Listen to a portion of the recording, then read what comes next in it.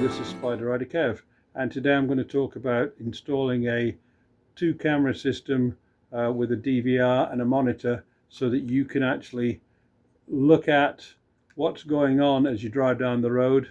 You can have a view from the to the front with one camera, you can have a view at the back looking out backwards, and you can do that on a split screen, or you can flick between one screen and the other quite often. And the advantage of having that is, well, there's two actually. One is if you want to use the video later, you can often download that through you put a little USB card in here, and you can take it out, put it on your computer, and take the files down if you want to play with that. They produce good quality video, and in fact some of my earlier videos were just using a front and back camera system. The only thing with that is you don't see the trike or the person on it, because obviously one camera's pointing all the way forward, one's pointing backward.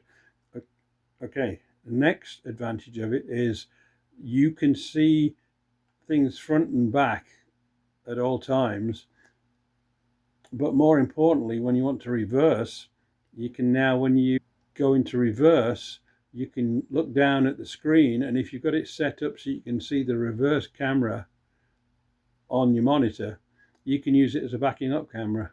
And so if you're backing up, I don't know if you're like me, but when I turn my head with my helmet on, my helmet stops me looking back too far, and even with the side mirrors I can't see always how far back I'm going. So with a reversing camera, or this backward facing camera lens or camera, you can see what's behind you. You can get very close to the curb or whatever else you're trying to get to, or you can avoid a pothole or things like that. So it's great to have a camera system, even if you're not going to use it for editing and recording and stuff like that, just as a day-to-day.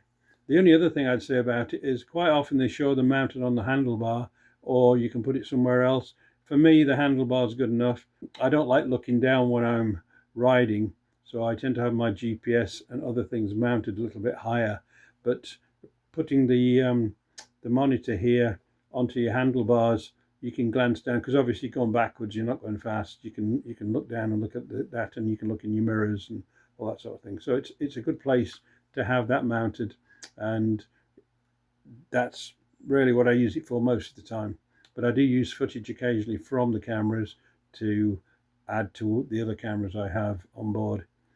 And that's it really. So that's really why you want one. You want one. It's good for insurance purposes too, because if ever somebody runs in the back of you, you've got their video of them running into you, which sounds really bad, but quite often people who run into you have been known to back up and drive off quickly without you ever catching them.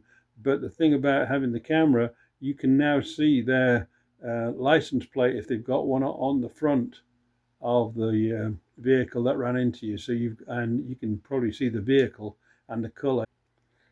This particular this is the power conversion unit that comes with the camera. You get all the other bits, the extra cables to stretch the length. They're all plug and play, so there's no wiring, soldering, anything like that to do on those particular ones.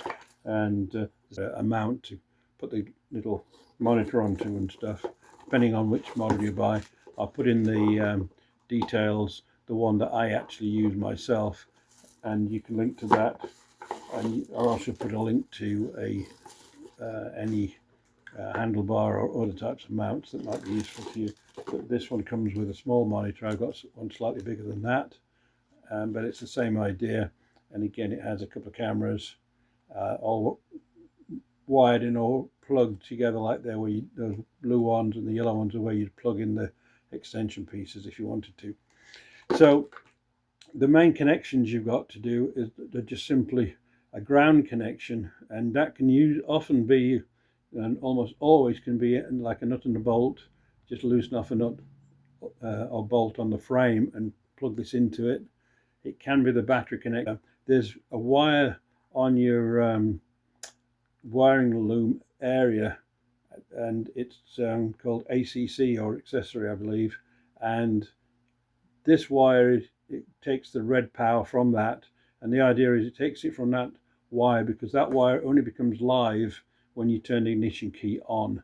So if you turn the ignition key off, this power will go off, the camera will go off, which is what you want. You don't want this turned on permanently, because it'll drain your battery. So this wire has to be fed into an auxiliary cable. You might be able to go online and find a video of how to do it. If you can't find that, leave me a comment or contact me, and I'll take a video of mine and show you in more detail, but I want to keep this video short. So this particular wire, if you find the right wire, you can use a meter for that if you know how to use a meter, or you can do some tracing and you might find one that's marked, and you can actually, if you've got a cheap Harbor Freight digital voltmeter or anything like that, put one probe on the ground, which means not on the physical ground but on a bare metal part on the machine, touch a bolt that's not painted, and then touch the other wire. You can poke it into through the insulation of a wire like this, turn your ignition off and on, and see whether it comes off and on with the power. Now you're drawing power through a wire there, which you don't still know necessarily where the power is coming from, but remember this thing takes about 2 amps to 3 amps, so it should be a wire that can carry that amount. So once you've found your wire that you think is part of the accessory wire system where the power will turn off or on with the key, you just simply cut off a section similar to the way this has been cut.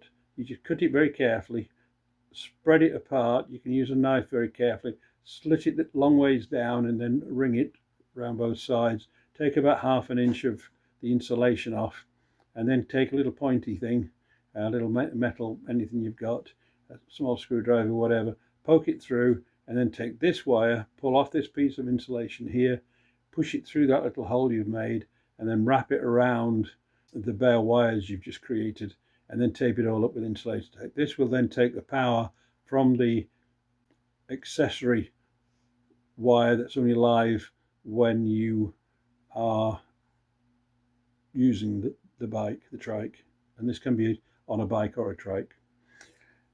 So it's only 2 wires really you've got to work with, and you know, if you're uncomfortable doing that, you could ask your local dealer to give them the whole box of bits and they'll put it on for you.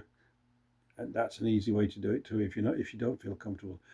I'm only doing this for educational and entertainment purposes, so don't hold me you can't hold me responsible for any mistakes you make. You know, it's at your own risk. So that's my disclaimer. So once you've got these 2 wires connected, that's all there is to it. The rest of it is just locating this little box somewhere. I have this one tucked down in that panel on the right side, the first panel you pull off.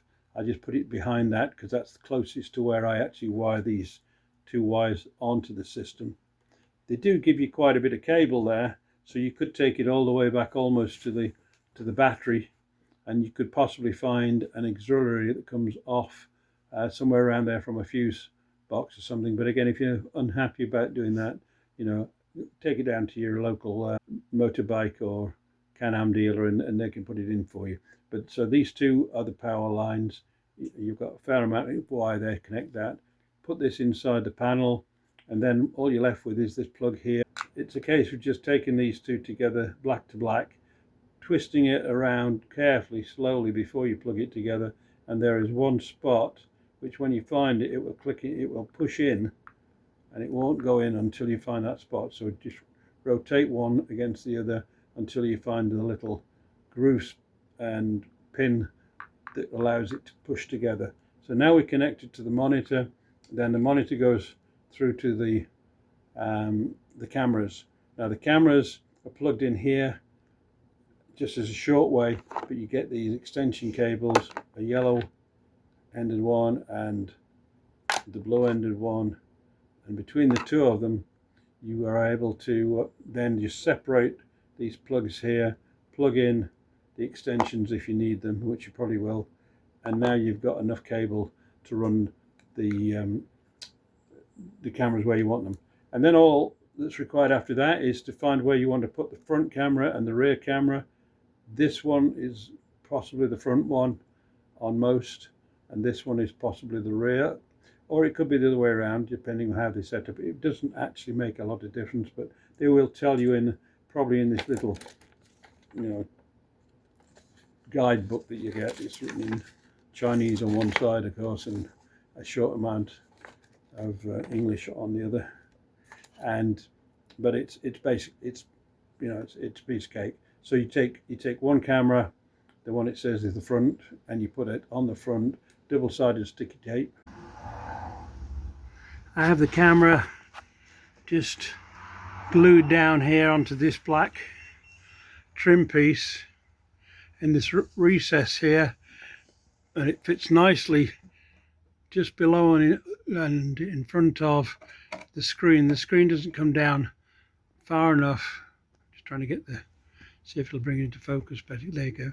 The screen doesn't come down far enough to get in the way of that camera, so you get a nice front view, but you don't get any of the parts of the trike in the photo or in the video, whichever you're taking. But it's easy to mount, and that's just hardwired back, and it connects to that pile of connection material, which again is just back in here. So it's all part of this group of connection material here, and it's pretty easy to wire in. This is the power supply taken from the GPS connector down inside the panel, and it provides the power to the front and rear view camera system. I've taken it all the way down through the panel inside here, fed it through, and it comes out down here. You can see the coils of it, and it's wired up together with this device here, which is part of the system, which takes in the 12-volt output GPS connection or auxiliary connection, depending on which one you use, and it converts it into the DC 5 volts. And this particular camera system requires 3 amps, as you can see on there. So that's how it's wired in there. I have the rear view camera mounted just on the back of the trunk body here, and it's again double-sided sticky tape, and just pressed on there. It's quite firmly set there. There is an adjustment screw to change the angle, but I find it sits there very nicely. You can see it's not touching the light unit down below here. It just sits in there very nicely. Gives you a wide field of view with no interference from the Spyder at all, but you get a very good rear view look at what's going on, and then you can see that in the monitor, and it's great for when you're reversing into a space and you can't quite turn around or see all the way round and down. This camera gives you a nice rear view look down, so you can see the curb and anything on the ground. And it's very easy to wire. It's just a hard wire that comes out of the camera, and you lead it down through the various gaps and passageways and tuck it under, so that you eventually get it round to the front and underneath the seat, and then right up to the front corner where that little control box is on the far side at the front. So not a very difficult thing to do at all. Basic connections into a couple of wires up the front there, which come off the auxiliary or the GPS, which you can find from the diagram if you buy yourself the manual for the Spyder online. It's about $25 or so, or you can probably track it down with doing a Google search. So I connected this up to the GPS accessory and brought the C-connect cable out to here, and I'll just put this together and switch it on. You can see what it's like. I've got the monitor, front rear camera monitor, and power plugged in, and it's connected up so that when I turn the switch on and all the instruments and things come on, it will come on as well. My unit is a large screen, which I really like, and it comes with an extra switch down here which you can control the screen, and you can also get a voltage display from your battery, which I find useful. So I've wired that in too, that's an extra or a part of some of these. They don't all have that, but I bought this one particularly because it had that one. So I'm going to turn the key now, turn the ignition on, and as you can see, once the power starts to come on, then up comes the screen. I'm just waiting for it to come on. There we go. So it's got CarPlay, Android Auto, and all those sort of things, apps and various things in there that make it very useful for lots of other things. Now the display itself starts off like that. You can press the buttons down the side here, and the home, the brightness, Bluetooth, and various other ways of moving around these different switches and things. But over here on this side I have this, it's showing 11.5 volts at the moment on the tender. The screen, I'll do it this way. If I press that top button, you can see it changes now. It's pulled up the rear camera. Just move it around. Here's the different views, all done by a fingertip control down here, which gives me the voltage of the battery, and these are controls for working the camera, taking a snap picture. The video normally runs in the background, both for the front and rear cameras, and you can change them over by using these three buttons here and pretty well control this either through the buttons or through touch control. And it will bring up all your apps like a GPS, and so I've got both capabilities with that and my own Garmin GPS here. And you can see here's a front view of what the camera sees, which is right out there in front of us out here, and then the back view here is what's behind my back at the moment. A lot of glare from the sun because it's mid-afternoon. So there you are. I hope that video is useful. It's a very easy project. You just have to basically get those two wires connect, one to the auxiliary power and one to the ground, and then just route everything where you want it, and then finally attach the camera front and rear wherever you want that, and mount the monitor itself, and you've got yourself a system. And with the CarPlay as well, you can get it for Android or for Apple, and I'll put the link down below of where I got mine. I think mine's a great one with that additional button press that you can put onto the handlebar. That's very useful, makes it a lot easier to drive along. The video records continuously, but if you see anything interesting you'd like to take a shot of, you know, a deer running out in the road or something like that, you can just press the button, get a nice panorama shot still, and it's a great unit. And as I say, very easy. Just takes a couple of hours to route the wires and get everything in place, but it's something that I think anybody who's got reasonable competence can do.